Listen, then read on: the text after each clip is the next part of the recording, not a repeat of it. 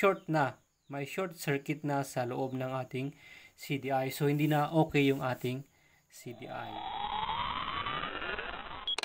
Hello mga kabasic, welcome again sa ating YouTube channel, Motorcycle Basic Mechanic, wherein we can learn repairs and tutorials and vlogs. Please subscribe and click the bell for the updates of our latest videos. Thank you so much and God bless everyone. Yes mga kabasic, welcome again sa ating channel. At ngayon meron tayong pag-uusapan muli. Ito ay ang ating CDI.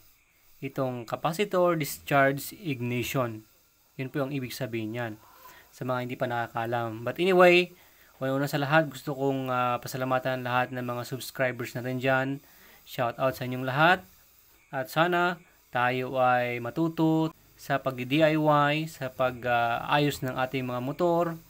Kung ikaw man ay mekaniko or nag-DIY or gumagamit ng motor, nawa ay sa lahat ng ating mga videos ay tayo natututo upang tayo din ay makatulong someday sa mga nangangailangan.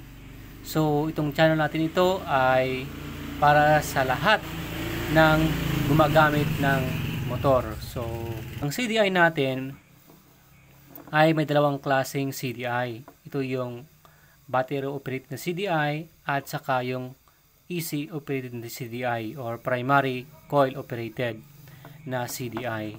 Okay? So, kung battery operated ang CDI mo, yun yung nagpapagana sa CDI mo ay galing sa accessories wire, no?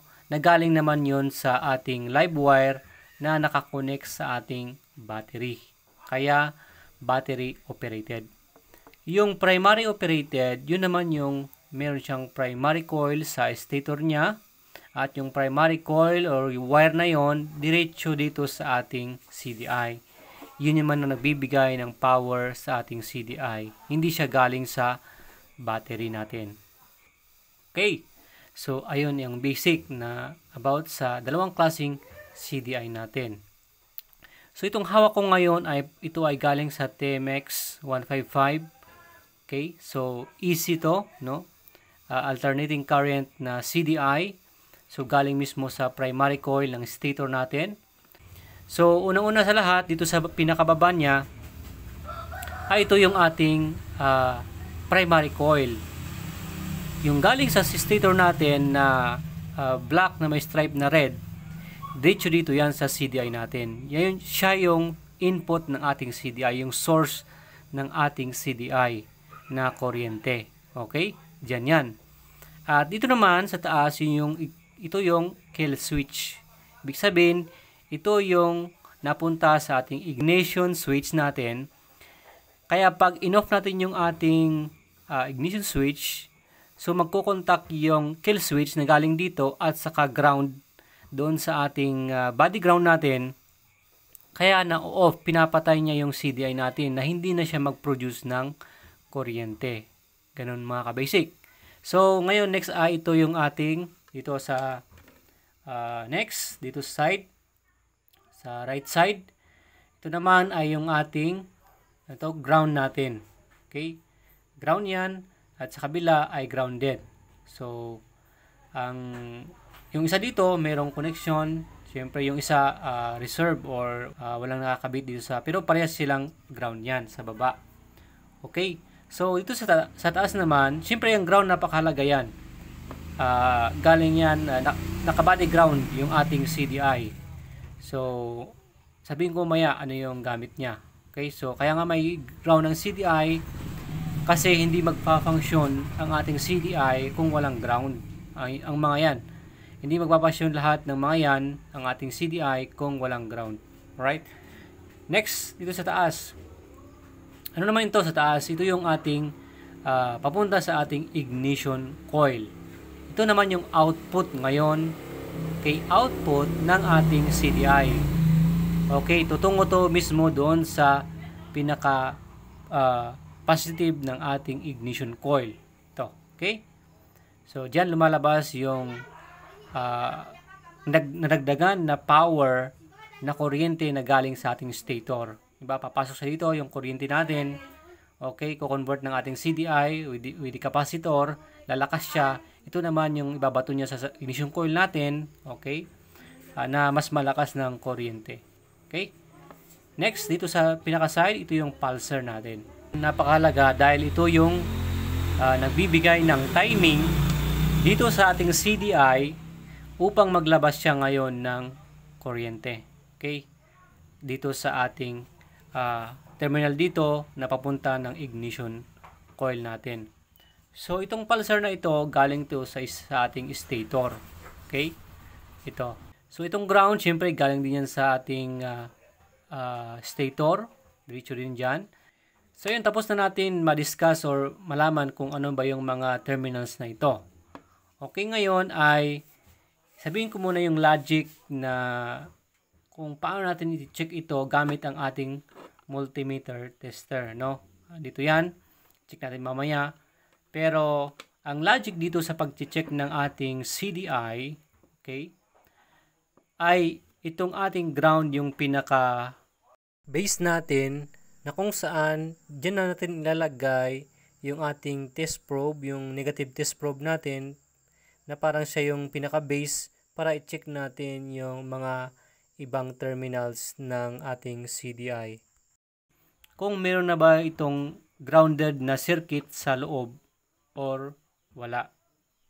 Anyway, ang ating CDI pala is a charging circuit. So, nasa charge, pupunta sa capacitor, kaya nga capacitor, discharge, discharge niya yung kuryente, tinatiming niya gamit yung ating pulsar. So, ayun na mga ka-basic, no? Nakita natin yung gamit ng ating CDI. Ngayon, syempre mahalaga na alam natin kung ito na ba'y sira or hindi pa. Okay, so i-check natin. Kasi napakahalaga na ang ating CDI ay hindi mag-misfire, no? Kasi syempre, ang CDI natin dapat habang tinatiming ng pulsar natin ay dapat tamang-tama yung bato niya ng kuryente dito sa ating papunta sa ating ignition coil. Kung once na may nasirang circuit, syempre magma-malfunction yan, kaya magmi-misfire yung ating spark plug. So, hindi maganda yung kanyang idle, hindi maganda. Marami talaga na dahilan ng mga hindi magandang idle. Pag i-accelerate mo, parang nawawalan ng kuryente. Talagang pwedeng CDI yung sira ng iyong motor pag ganun ang nangyayari. So, kailangan alam natin kung paano to i-check. Alright? So, simulan na natin mga ka-basic. So, ilagay lang natin syempre sa ating continuity na sign, yan, sa ating tester, yan. So, pag continuity sign, mga ka-basic, syempre, itong ating test probe, pag tinagdikit mo yan, may continuity. So, ibig sabihin, pinagkukunik mo yung dalawa, konektado silang dalawa, so, hindi sila putol. So, may connection. Okay. So, ito naman, pag check natin to, ito yung pinaka-basic na pag-check ng ating CDI.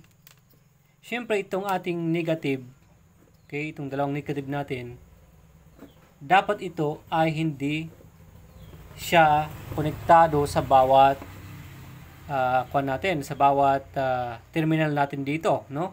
Halimbawa yan. So, hindi dapat siya connected dito. So, dapat walang beep sound. Okay? Pag ito, meron. Yeah. Okay? Siyempre, itong ground na dalawa, konektado yan kasi ground silang dalawa. Okay, see? Pero pag dito, dapat wala yan. Okay, yan, wala. Good. Yung ating, doon sa, ito yung pinagkabitan ng primary coil, pagkakabitan. Dito, sa ating kill switch, wala din. Dito sa taas, sa ating papunta ng ignition coil, wala rin. Good. So, dito, wala rin. Hindi sila nag-connect. Pag nag-connect yan, nag-beep yan, short na. May short circuit na sa loob ng ating CDI. So, hindi na okay yung ating CDI. Alright? So, ganun mga ka-basic. So, good itong ating CDI kasi walang short circuit dito. Pag isa dyan ay nag-beep, nag-ganon, no? May beep sound, palitan mo na ang iyong CDI. Alright? Ganun mga ka-basic ang pinaka-basic na pag-check. Okay? So, I hope na mayroon tayong natutunan mga ka-basic about sa CDI, kung paano ba ito i-check. Okay? So, ganun lang mga ka-basics, napakasimple.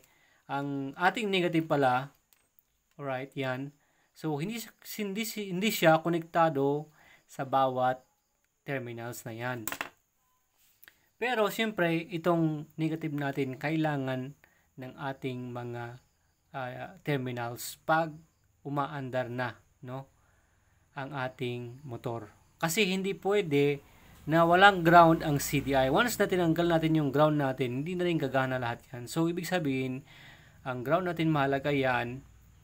Gagana ang ground natin, okay, pag gumagana na yung ating motor or nakastart na yung ating motor. Alright? Especially yung ating pulsar, yan. Yung ating papunta sa ating ignition coil, yan.